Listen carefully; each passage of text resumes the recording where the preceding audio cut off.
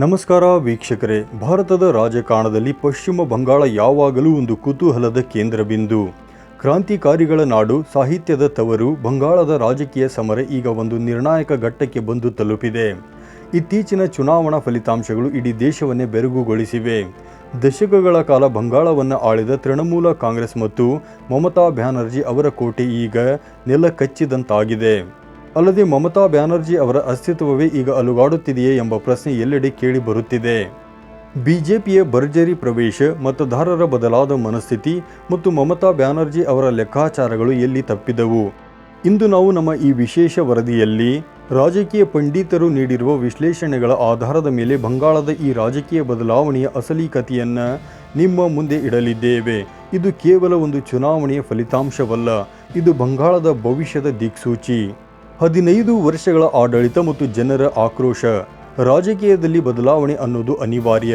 ಪಶ್ಚಿಮ ಬಂಗಾಳದಲ್ಲಿ ಮಮತಾ ಬ್ಯಾನರ್ಜಿ ನೇತೃತ್ವದ ಟಿಎಂಸಿ ಸರ್ಕಾರ ಸತತ 15 ವರ್ಷಗಳನ್ನು ಪೂರೈಸಿದೆ. ಈ ಸುದೀರ್ಘ ಅವಧಿಯ ನಂತರ ಜನರ ಮನಸ್ಸಿನಲ್ಲಿ ಸಹಜವಾಗಿಯೇ ಬದಲಾವಣೆಯ ಹಂಬಲ ಮೂಡಿದೆ ಎಂದು ವಿಶ್ಲೇಷಕರು ಈಗ ಅಭಿಪ್ರಾಯಪಡುತ್ತಾರೆ. ಬಂಗಾಳದ ಈ ಬಾರಿಯ ಫಲಿತಾಂಶಕ್ಕೆ ಮುಖ್ಯ ಕಾರಣವೆಂದರೆ ಸ್ಥಳೀಯ ಮಟ್ಟದಲ್ಲಿನ ಭ್ರಷ್ಟಾಚಾರ. ಸ್ಥಳೀಯವಾಗಿ ತೋಲಾಬಾಜಿ ಎಂದು ಕರೆಯಲಾಗುವ ವಸೂಲಿ ದಂಧೆ ಮತ್ತು ಸ್ಥಳೀಯ ನಾಯಕರ ವಿರುದ್ಧ ಜನರಲ್ಲಿದ್ದ ಸಿಟ್ಟು ಈ ಚುನಾವಣೆಯಲ್ಲಿ ಸ್ಫೋಟಗೊಂಡಿದೆ. ಜನರು ಕೇವಲ ದೊಡ್ಡ ನಾಯಕರನ್ನು ನೋಡಿ ಮತ ಹಾಕುವುದಿಲ್ಲ, ಬದಲಾಗಿ ತಮ್ಮ ದಿನನಿತ್ಯದ ಬದುಕಿನಲ್ಲಿ ಎದುರಿಸುವ ಸ್ಥಳೀಯ ನಾಯಕರ ವರ್ತನೆಯೂ ಮುಖ್ಯವಾಗುತ್ತದೆ. ಇಲ್ಲಿ ಟಿಎಂಸಿಯ ಸ್ಥಳೀಯ ಕೇಡರ್ ವ್ಯವಸ್ಥೆಯು ಜನರಿಂದ ದೂರವಾಯಿತು ಎಂಬುದು ಒಂದು ಪ್ರಮುಖ ಅಂಶ. ಹಿಂದೆ ಕಾಂಗ್ರೆಸ್ ಮತ್ತು ಎಡಪಕ್ಷಗಳು ಸೋತಾಗ ಹೇಗೆ ಬಂಗಾಳದಲ್ಲಿ ಅವುಗಳ ಅಸ್ತಿತ್ವ ಕುಸಿಯಿತೋ ಹಾಗೆಯೇ ಈಗ ಬಿಜೆಪಿಗೆ ಒಂದು ದೊಡ್ಡ ಅವಕಾಶ ಸಿಕ್ಕಿದೆ. ಬಿಜೆಪಿ ಬಂಗಾಳವನ್ನು ಒಂದು ಸಾಂಸ್ಕೃತಿಕ ಯೋಜನೆಯನ್ನಾಗಿ ಪರಿವರ್ತಿಸಲು ಹೊರಟಿದೆ. ರವೀಂದ್ರನಾಥ್ ಟ್ಯಾಗೋರ್ ಅವರ ರಾಷ್ಟ್ರವಾದ ಮತ್ತು ಬಂಗಾಳಿ ಅಸ್ಮಿತೆಯನ್ನು ಬಳಸಿಕೊಂಡು ಬಿಜೆಪಿ ತನ್ನ ನೆಲೆಯನ್ನು ಭದ್ರಪಡಿಸಿಕೊಳ್ಳುತ್ತಿದೆ. ಭಯದ ವಾತಾವರಣ ಮತ್ತು ಮೋದಿ ಮೇಲಿನ ಭರವಸೆ. ಈ ಚುನಾವಣೆಯಲ್ಲಿ ಬಿಜೆಪಿಯ ಗೆಲುವಿಗೆ ಒಂದು ದೊಡ್ಡ ಶಕ್ತಿಯಾಗಿದ್ದು ಪ್ರಧಾನಿ ನರೇಂದ್ರ ಮೋದಿ ಅವರ ಮೇಲಿನ ಜನರ ನಂಬಿಕೆ. ಪರಿಣಿತರು ವಿಶ್ಲೇಷಿಸುವಂತೆ ಭಯ ಬಿಡಿ, ನನ್ನ ಮೇಲೆ ಭರವಸೆ ಇಡಿ ಎಂದು ಮೋದಿ ಕರೆ ನೀಡಿದಾಗ ಬಂಗಾಳದ ಜನ ಅದಕ್ಕೆ ಓಗೊಟ್ಟಿದ್ದಾರೆ. ಬಂಗಾಳದ ರಾಜಕೀಯ ಇತಿಹಾಸವನ್ನು ನೋಡಿದರೆ ಅಲ್ಲಿ ದೌರ್ಜನ್ಯ ಮತ್ತು ಗೂಂಡಾಗಿರಿ ಅನ್ನೋದು ಒಂದು ದೊಡ್ಡ ಶಾಪವಾಗಿತ್ತು. ಈ ಹಿಂದೆ ಸಿಪಿಎಂ ವಿರುದ್ಧ ಹೋರಾಡಿ ಅಧಿಕಾರಕ್ಕೆ ಬಂದಿದ್ದ ಮಮತಾ ಬ್ಯಾನರ್ಜಿ ಅವರ ಸರ್ಕಾರವೂ ಸಹ ಅದೇ ರೀತಿಯ ಗೂಂಡಾಗಿರಿ ಸಂಸ್ಕೃತಿಯನ್ನು ಅಳವಡಿಸಿಕೊಂಡಿತ್ತು ಎಂಬ ಗಂಭೀರ ಆರೋಪಗಳಿವೆ. ಕಳೆದ 15 ವರ್ಷಗಳಲ್ಲಿ ಇದು ಸಾಮಾನ್ಯ ಜನರ ಸಹನೆಯ ಮಿತಿಯನ್ನು ಮೀರಿತ್ತು. ಟಿಎಂಸಿ ಕಾರ್ಯಕರ್ತರು, ಪೊಲೀಸ್ ಮತ್ತು ಅಧಿಕಾರಿಗಳ ಬಗ್ಗೆ ಜನರಲ್ಲಿದ್ದ ಭಯವೇ ಈಗ ಬಿಜೆಪಿಗೆ ವರದಾನವಾಗಿದೆ. ವಿಶೇಷವೆಂದರೆ ಈ ಚುನಾವಣೆಯಲ್ಲಿ 93% ಮತದಾನವಾಗಿದೆ. ಇದು ಇತಿಹಾಸದಲ್ಲಿ ಅತ್ಯಂತ ದೊಡ್ಡ ದಾಖಲೆ. ಜನರು ದೊಡ್ಡ ಸಂಖ್ಯೆಯಲ್ಲಿ ಹೊರಬಂದು ಮತ ಚಲಾಯಿಸಿದ್ದು ವ್ಯವಸ್ಥೆಯ ಬದಲಾವಣೆಯ ತೀವ್ರತೆಯನ್ನು ತೋರಿಸುತ್ತದೆ. ಇದು ಕೇವಲ ಒಂದು ಪಕ್ಷದ ಪರವಾದ ಅಲೆಯಲ್ಲ, ಬದಲಾಗಿ ಇರುವ ವ್ಯವಸ್ಥೆಯ ವಿರುದ್ಧ ಆಕ್ರೋಶದ ಪ್ರತಿಫಲನವೂ ಹೌದು. ತುಷ್ಟೀಕರಣದ ರಾಜಕಾರಣ ಮತ್ತು ಹಿಂದುತ್ವದ ಅಲೆ. ಮಮತಾ ಬ್ಯಾನರ್ಜಿ ಅವರ ಮೇಲಿರುವ ಅತಿದೊಡ್ಡ ಆರೋಪವೆಂದರೆ ಮುಸ್ಲಿಂ ತುಷ್ಟೀಕರಣ. ಅವರ ಇಮೇಜ್ ಕೇವಲ ಮುಸ್ಲಿಮರ ಹಕ್ಕುಗಳಿಗಾಗಿ ಹೋರಾಡುವ ನಾಯಕಿಯಂತೆ ಬಿಂಬಿತವಾಯಿತು. ಇದು ಹಿಂದೂ ಮತದಾರರ ಧ್ರುವೀಕರಣಕ್ಕೆ ಕಾರಣವಾಯಿತು. ಬಿಜೆಪಿ ಮಾತ್ರ ಇದನ್ನು ಅತ್ಯಂತ ಚಾಣಾಕ್ಷತನದಿಂದ ಈ ನೆರೇಟಿವ್ ಅನ್ನು ನಿರ್ಮಿಸಿತು. ಮಮತಾ ಬ್ಯಾನರ್ಜಿ ಅವರು ಇದನ್ನು ಅರಿತು ಜಗನ್ನಾಥ ದೇವಾಲಯ ನಿರ್ಮಾಣ ಮಾಡುವುದು, ಚಂಡೀಪಾಠ ಮಾಡುವುದು ಅಥವಾ ಕಾಳಿ ಮಾತೆಯ ಆರಾಧನೆ ಮಾಡುವ ಮೂಲಕ ತಾವು ಹಿಂದೂ ವಿರೋಧಿಯಲ್ಲ ಎಂದು ತೋರಿಸಿಕೊಳ್ಳಲು ಪ್ರಯತ್ನಿಸಿದರು. ಆದರೆ ಜನರು ಈ ಬದಲಾವಣೆಯನ್ನು ಪೂರ್ಣವಾಗಿ ನಂಬಲಿಲ್ಲ.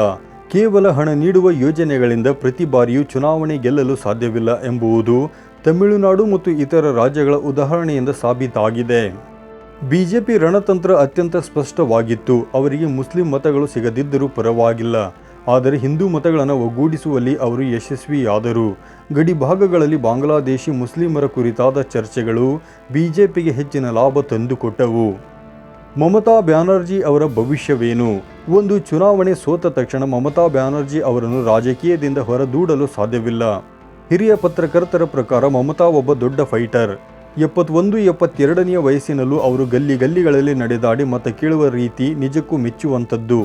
ಆದರೆ ಅವರ ಸುತ್ತಲಿರುವ ಭ್ರಷ್ಟ ನಾಯಕರು ಮತ್ತು ಲೋಕಲ್ ಡಾನ್ಗಳ ಮೇಲೆ ಅವರು ಹೊಂದಿದ್ದ ಅವಲಂಬನೆ ಅವರಿಗೆ ಮುಳುವಾಯಿತು. ಬಿಜೆಪಿ ಈಗ ಬಂಗಾಳದಲ್ಲಿ ಕೇವಲ ಒಂದು ಪಕ್ಷವಾಗಿ ಉಳಿದಿಲ್ಲ, ಅದು ಒಂದು ರಾಜಕೀಯ ಪ್ರಾಬಲ್ಯವನ್ನು ಸಾಧಿಸಿದೆ. 2011ರಲ್ಲಿ 0 ಸೀಟು ಹೊಂದಿದ್ದ ಬಿಜೆಪಿ ಇಂದು ಬಹುತೇಕ 200ರ ಗಡಿ ದಾಟಿರುವುದು ಒಂದು ದೊಡ್ಡ ಪವಾಡವೇ ಸರಿ. ಇದು ನರೇಂದ್ರ ಮೋದಿ ಮತ್ತು ಅಮಿತ್ ಶಾ ಅವರ ಸಂಘಟನಾ ಶಕ್ತಿಗೆ ಸಿಕ್ಕ ದೊಡ್ಡ ಜಯ. ಮುಂದಿನ 2029ರ ಲೋಕಸಭಾ ಚುನಾವಣೆಗೆ ಈ ಫಲಿತಾಂಶವು ಒಂದು ಭದ್ರ ಬುನಾದಿಯಾಗಲಿದೆ.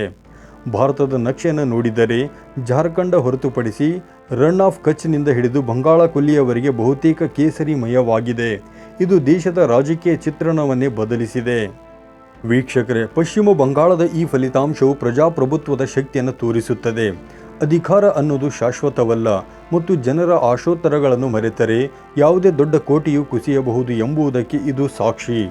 ಮಮತಾ ಬ್ಯಾನರ್ಜಿ ಅವರ ಸುದೀರ್ಘ ಹೋರಾಟದ ನಂತರವೂ ಆಡಳಿತ ವಿರೋಧಿ ಅಲೆ ಮತ್ತು ಭ್ರಷ್ಟಾಚಾರದ ಆರೋಪಗಳು ಅವರನ್ನು ಸಂಕಷ್ಟಕ್ಕೆ ದೂಡಿವೆ. ಬಿಜೆಪಿಯ ಈ ಪ್ರಚಂಡ ಆರಂಭ ಬಂಗಾಳದ ಇತಿಹಾಸದಲ್ಲಿ ಒಂದು ಹೊಸ ಅಧ್ಯಾಯವನ್ನು ಬರೆದಿದೆ.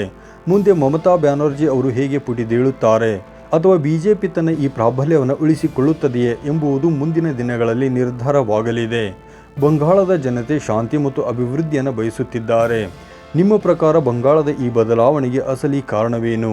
ಮಮತಾ ಬ್ಯಾನರ್ಜಿ ಅವರು ಮತ್ತೆ ಗೆದ್ದು ಬರಲು ಸಾಧ್ಯವೇ? ಕಮೆಂಟ್ ಮಾಡಿ ತಿಳಿಸಿ. ಈ ವಿಶ್ಲೇಷಣೆ ಇಷ್ಟವಾದಲ್ಲಿ ಶೇರ್ ಮಾಡಿ. ಧನ್ಯವಾದಗಳು.